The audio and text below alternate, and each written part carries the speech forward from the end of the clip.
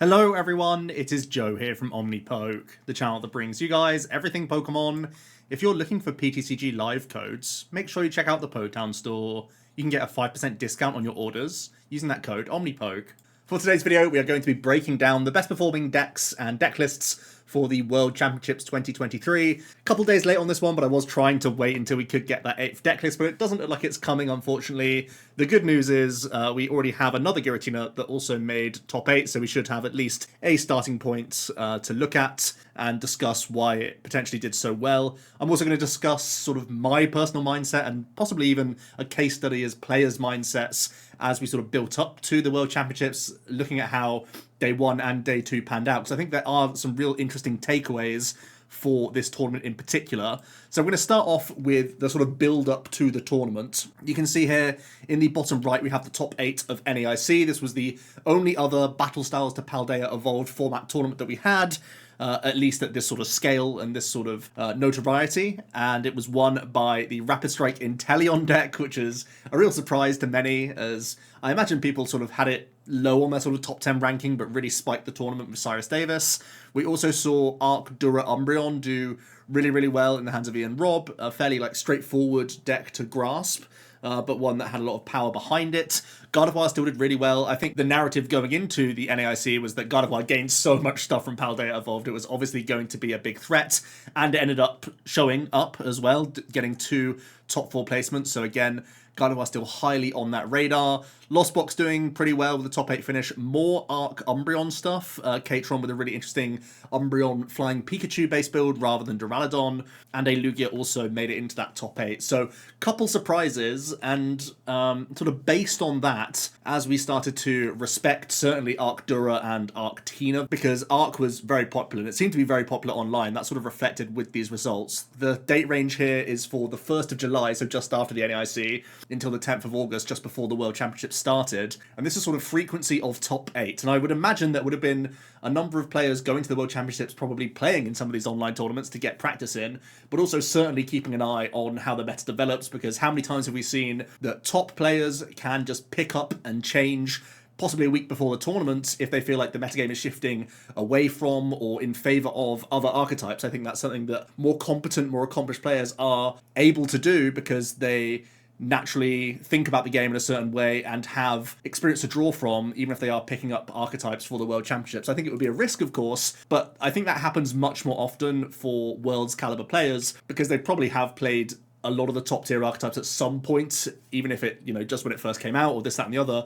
So they have a good grasp and can, within a week learn any archetype. So I think metagaming is a really important case study for the World Championships in particular. And looking at the sort of top 8 frequency, the Lost Zone engines were doing really well online in the build up to the World Championships. The obvious change was that even though Lost Zone Giratina didn't make top 8 and didn't actually make top 32 at the NAIC, it had a massive boon in popularity and actually was spiking to 300 or 400 player tournaments, winning the entire thing.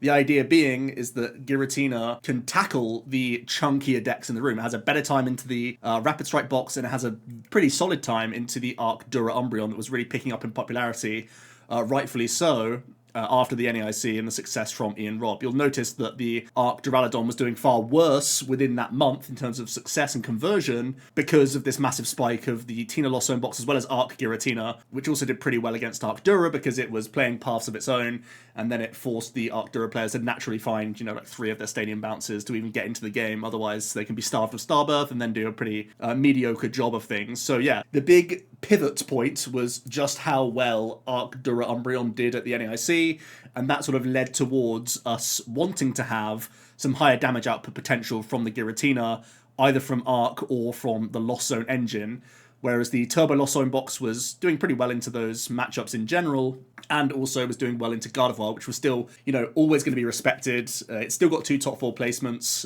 It got second at the EUIC, top 4 at the NAIC, and we know that some of the best players in the world were likely to be bringing that to the tournament because it's certainly an archetype that if you are adept with, you can really squeeze the most out of that deck, because it's cycling through, it's drawing lots of things, and you're piecing together really specific board states. That's what makes Gardevoir such a threatening archetype that I think everyone kind of respects. And really surprising that it still was like the 4th best performer, even though there was so much Lost Zone in and around the top 8s as well. Lugia still doing pretty reasonably well. Chien-pao really picked up in popularity of play rates. Again, this could also be a reaction to the amount of Arceus that have done well at the NEIC, where chien-pao has that push potential, that one-hit KO potential, where you're not too phased by Arc overall. So that was really picking up, and I feel like that was the sort of story before the World Championships, that maybe chien-pao has had enough time to be figured out and become the better deck that some people expected it to be, even though it never really performed that well in online tournaments. And even though it's showing up as 6th here, its play rate was like in the 2nd or 3rd highest. So it was actually underperforming despite making a decent number of top 8 placements. And also, it wasn't really spiking and winning many events. So even if it made it into that sort of top 8 record, it would pretty often just lose straight after that. So something to bear in mind. Mew definitely dropped off as well a little bit. I think there was some fear of the amount of Umbreon VMAX and also the amount of Arc decks that were playing Spiritomb. Also at the NEIC, some of the most successful Gardevoir players were also playing Spiritomb in their deck list. A lot of respect being given to Mew going into the NEIC, and it also had done well in some of the Asian tournaments as well, the Eastern events, so that's also something to bear in mind. It's still sort of in and around that top 8 certainly, but by no means being like the best play in the room, it seems like, at least for the online tournament results. Intel Urshi obviously now sort of on the radar, maybe gave some credence to this rise in Lugia as well. Lugia kind of underperformed at the NEIC, but with an extra incentive to play the deck now being one of the better archetypes into Intel Urshi, something to bear in mind. And also just kind of down at these lower stages, Miraidon always seems to see a decent amount of play in online tournaments. Not fantastic conversion rate at any given time, though. Tinglu finally playable in online tournaments, but not really setting the world alight. And the sort of Palkia chien-pao archetype actually was a little bit impressive. Never really saw droves of play, but also started to make some deep runs into some online events and seemed to be basically just a much more consistent chien-pao Baxcalibur build that had less spike potential and just really had to pick its moments for when you use your V-Star power for one big burst of a KO, or possibly a spread play with Greninja, be it with Lost City, getting rid of Manaphy, or alongside cancelling Clone. So those are things that were really on my radar going into the World Championships. Was certainly expecting a really good amount of Comfey, was expecting a lot of Arc, mostly Tina, but also with some people sticking with Umbreon builds. Not necessarily guaranteed to be Dura, but Dura was quite nice in mirror match situations into other Arceus players, so something that I was definitely representing and respecting. And I was also expecting a lot of chien-pao, personally, going into day 1 of the World Championships, because it was a fast deck. And I think that is also playing on the minds of players going into a day 1 field where tying is so much worse. Let's have a look then at how everything shaped out. And to my surprise, Lugia jumped into the most popular day 1 choice. Can't really put my finger on it too much, except for the fact that it is one of the fastest decks in the game, and you can get a best of 3 in.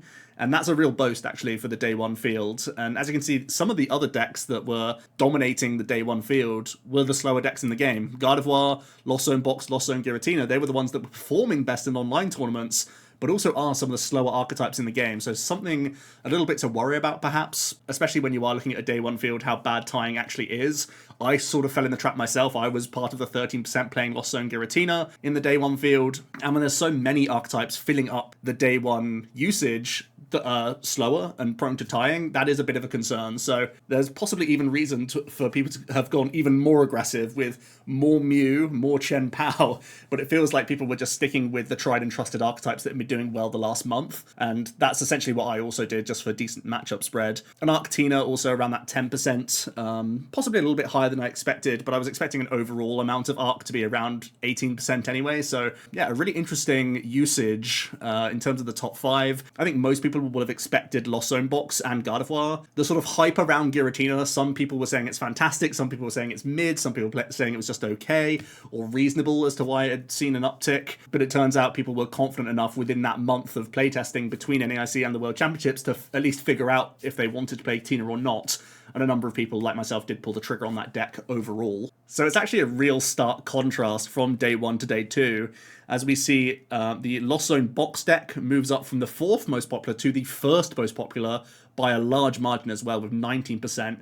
And then Mew, which really wasn't popular day 1, became a joint 2nd most played deck in the day 2 field. And I think this is a really interesting case study. Actually reminds me of the 2019 World Championships, where Shintaro Ito was able to take Blacephalon all the way to a 2nd place finish, even though the later set had released a new Tapu Fini that was an instant 1-card answer to Blacephalon in many ways, because it was a single prize Pokemon that could uptrade into a Blacephalon for a colourless energy card. Sounds very familiar to Spiritomb, which is just an easy tech inclusion for many players to improve their time into Mew V Max. And I think a lot of Day 2 players' logic possibly was seeing the Day 1 fields. Firstly, in Day 1, not a lot of people were playing Mew in the first place, and secondly, they could have also just been taking notice of how many people were playing these Drapions, how many people were playing these Spiritombs, how many people were possibly cutting them as well, and even the fact that the Arc Umbreon deck wasn't so popular, and that was kind of the main hurdle, the main challenge for Mew at the NEIC, just because those are the decks that were rising to the top and is a very difficult matchup for Mew.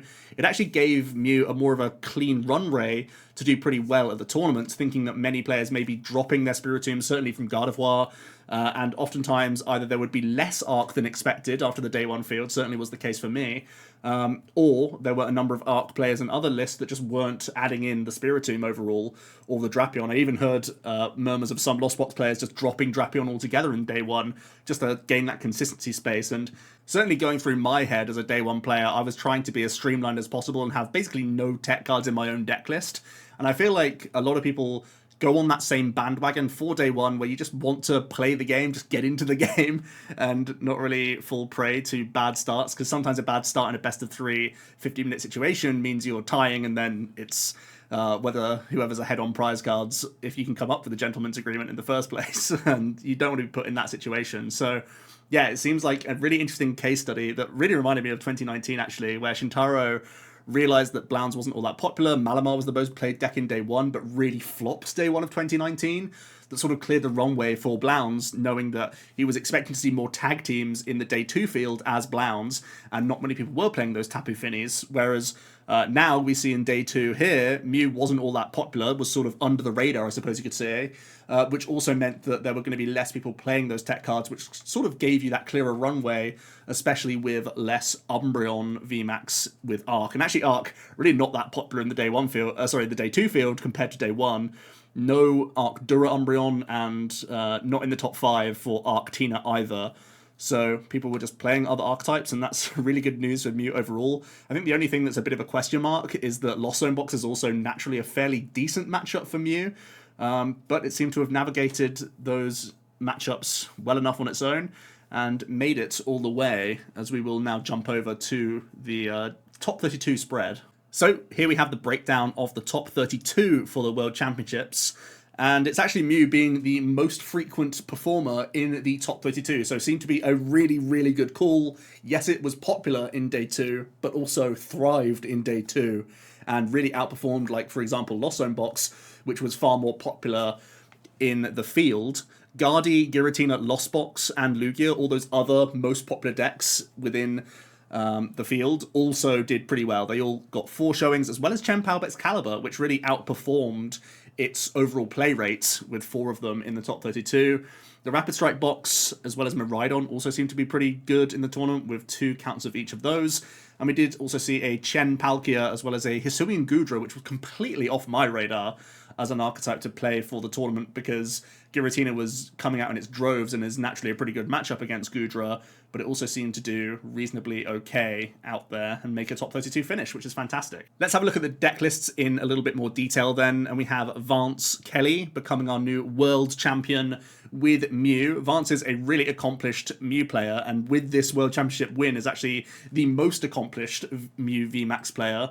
Essentially had played it by what looks to be like an entire season and a half and stuck with their favourite archetype and seemed to do really, really well with it. Some pretty interesting inclusions from Vance, which I think possibly was a bit of a differential for the deck list. A little bit light on ball search, I would say, but is playing some really nice tech cards. So it's playing the Box of Disaster, We saw how important this was actually in the World Championship finals, but this is a tech card to help out mostly against Gardevoir, and the Box of Disaster just adds an extra element that they have to find. Sometimes they need to find Path Bounce, sometimes they also need to boss around or vacuum around Box of Disaster, and that's just an extra hurdle for Guardy players when you are hitting them with Judge or Iono and making life difficult for them, which I think is really interesting.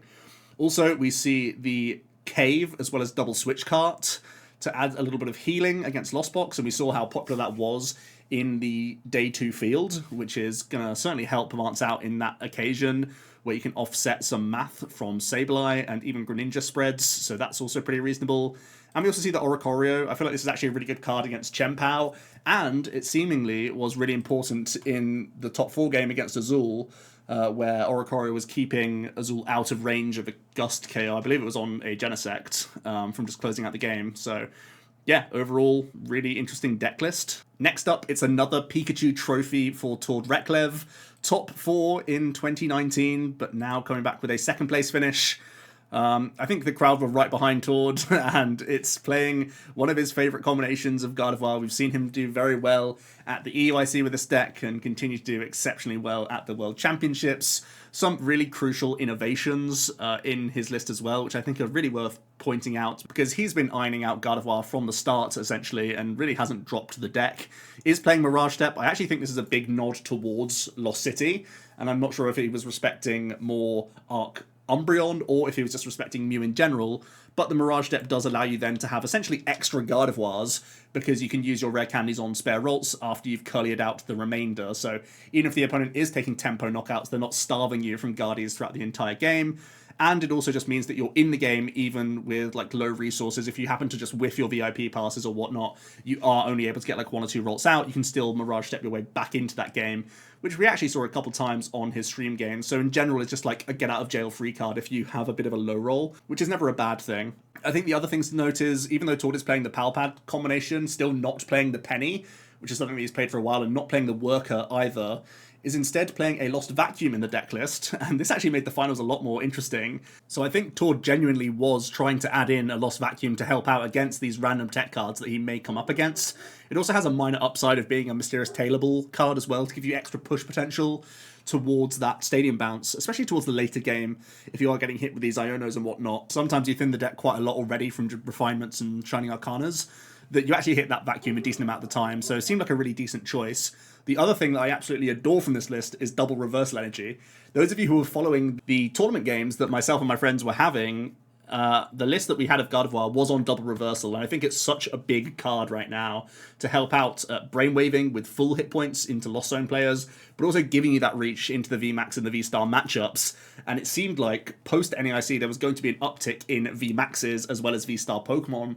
It seemed like that's where things were going, and that really did shape up to be the case as we saw the breakdown of the most popular decks going into the Day 2 of the World Championships. So a few cute adaptations from Tord. I think he was sort of given the leeway of not playing the Penny in this event, because firstly, he may have just seen less Umbreon in the Day 1 field, but also people would expect there would be Pennies in people's decks, because it became such a commonplace inclusion in Gardevoir over the last 6 weeks in the build-up to the World Championships, because everyone just saw how well Umbreon did, were then aware of the mean look trapping process, and people said, well, can't really take that gamble now, especially against Tord, who has a track record of playing Penny in the last couple tournaments. So also possibly a little bit of reverse psychology that he is such a high profile player that he didn't need to play the Penny himself, because possibly people wouldn't try it against him because he's respected it in the past. It's a really weird thing that someone in his shoes, it's a very different case to other people just making the cut of Penny, because at random times in a tournament, someone might just go for that panic play. But against Tord, people who know his history with this archetype might think back to, oh yeah, he typically takes a better safe than sorry approach. Maybe I'm not going to go for this panic play because I can lose on the spot if the mean look is broken. So also maybe bought a space there, which is never a bad thing to have. So yeah, real big props to Tord. Still, I believe, the best player in the game. Even if he doesn't have a winning trophy to his name, he'll be back in the finals of the World Championships again, I have no doubt. Speaking of back in the World Championships top 8, we have Pram, who's done it before, actually made the finals before many years ago with Gardevoir Gallade, also has made top 8 with like a Turbo Darkrai, but now making top 4 with a really interesting Giratina list. Obviously, this piqued my interest because it was the archetype that I chose to play. And the big difference between Pram's list and many that were out there in the field is that he's playing no Roxanne at all. And Roxanne seemed to be like a no-brainer supporter for the deck because it has this defensive dimension with paths and whatnot. But Pram's just saying, let me hit Colrus, let me have Iono, and actually has added in the Super Rod as a third copy, which is much higher than most, as well as a Snorlax. So they kind of come hand in hand because the Snorlax is hungry for energy in its own right and is more vulnerable, so oftentimes you'll need that third rod just to get you in the game. But in general, having the extra rod in the deck just allows you to be even more aggressive with concealed cards throughout the game, knowing that you always have that reload. This was actually one of the cards that was like debatably in my like 62nd, 63rd card range, and it was a card that I played at Cups and Challenges in my Tinas as 3 copies of Rod, just because of how much of a quality of life card it actually is. The Snorlax tips it over the top to be like a pretty essential card, but it was interesting to see that it just is a nice card to have in the deck in general, and it's something that Pram used pretty well. Other things to note is playing that Choice Belt, something I played, and I think it's a no-brainer as well, giving yourself a tech card to help out against Lugia Mew, which was more popular than possibly even he expected, and also Arc decks where they can play the V-Guard, same for the Lugia, right? So you have Lost Impact one-hit KO potential against them, which I think is absolutely pretty huge. And Snorlax is actually also really helpful against Lugia, so maybe that was an adaptation of the list as well. Pram actually made it through day 1 to do very well with this deck list and carried on doing well in day 2, so ended off on a stupid record of wins and probably only 1 or 2 losses in total. So yeah, just absolutely exceptional stuff from Pram. Always great to see that in the big stages he will turn it on and put enough time into the game to really show just how strong of a player he is. I feel like he doesn't always put his full mind towards events sort of day to day, regional to regional or whatnot, but we know that he has that quality, and when he wants to, he is one of the biggest threats in the room, and he's shown it once again with Giratina, which I'm personally happy about because it justifies my decision of playing Tina somewhat as well. So there is also another top 8 placement of Lost Zone Giratina from Pang, but unfortunately we don't have the deck list to hand.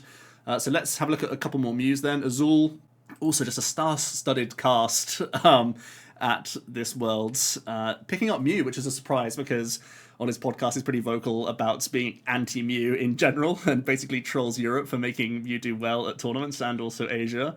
But not sure if this was a metagame call or something else, and it was like a late pivot, or if this was something that he had on his mind for a while. I'm sure we'll hear more from him soon about it, but yeah, doing very well with a pretty straightforward Mew. And what I do like about the list is that it's playing double feather, triple nest. It's actually very similar to where I was at heading into the World Championships if I was to play Mew myself, because I always just want to have more ball search because that's what unlocks Genesect, which unlocks the entire deck. So seems to be just a very cookie cutter, let me play the game because I'm Mew deck. And yeah, seems to do very well for him. So huge props to Azul, another great result. And I do want to hear his thoughts on why he played Mew in the end. Deontius is also playing the Mew archetype, also has some history with the deck as well, because did do well at a Singapore tournament, getting a win with the deck and getting 9th in an Asia Open, so definitely accustomed to playing Mew. And once again, not too different from the other lists that we have already seen. This one is playing Echoing Horn as well as Cleansing Gloves, so possibly expecting a couple different things here and there, but more or less a similar build, showing that Mew was definitely a very good choice for the World Championships. And, you know, flew under the radar for many players in day 2, which opened the doors for Mew to be a fantastic choice, I think. Victor was rocking the Gardevoir EX deck as well. Nothing too outlandish from this list. This seems to be like what we expected post-NAIC most people would play. This is very much similar to those good performing decks from Calcona, from Tord, where we do have that Palpad package with Penny and Worker, as well as 3 individual stadium cards. Actually having Temple of Sinnoh in the deck list for the amount of Lugia that we saw in day 1 is definitely a really solid choice. So yeah, seemed to be basically the tried and trusted Gardevoir that we've known for a decent amount of time now. Finally then, we have Shoichi with a Kyogre Lost Zone box. Always really cool to see that the most difficult to play, most stressful list was able to go so deep into the tournament. There's again nothing too much to write home about the list. It's playing the Clara as well as double Roxanne, and still 2 Rod, 2 Recycler. Feels a little bit low for me and quite tight on resources at times. But I suppose there's a decent number of matchups where you don't require the Kyogre, although this isn't very high on V Pokemon. It's just playing Dragonite and Pidgeot rather than playing Raikou, which is oftentimes seen in the deck list. So that's an interesting adaptation. Also is playing Artisans rather than Pokestops, which is something you typically see within this deck list just as a way to get to the bottom of your deck as fast as possible, and you oftentimes see a different ratio of your item cards and whatnot. So yeah, a pretty interesting hybrid of the deck list, but again, Kyogre super established, and it seemed to be also well placed for the tournament, especially with sort of an uptick in Giratina and whatnot, as well as Lugia from day one. It feels like it was a decent position to be playing an Aquastorm combo. So that rounds out the World Championships 2023. Some other big names also making it in the top 32. I'm sure you can pick some out for yourself there. Some really interesting storylines to follow. I'm enjoying listening back to the stream and following those stories as they went along. Fantastic from everyone involved. It was still just such a memorable event and a great occasion, and possibly one of the most stacked top 8s of all time. Let me know if you have a different year that has a more impressive standing of 8 players battling it out to be the eventual champion. Congrats to everyone, and I'll see you tomorrow for another video. Cheers.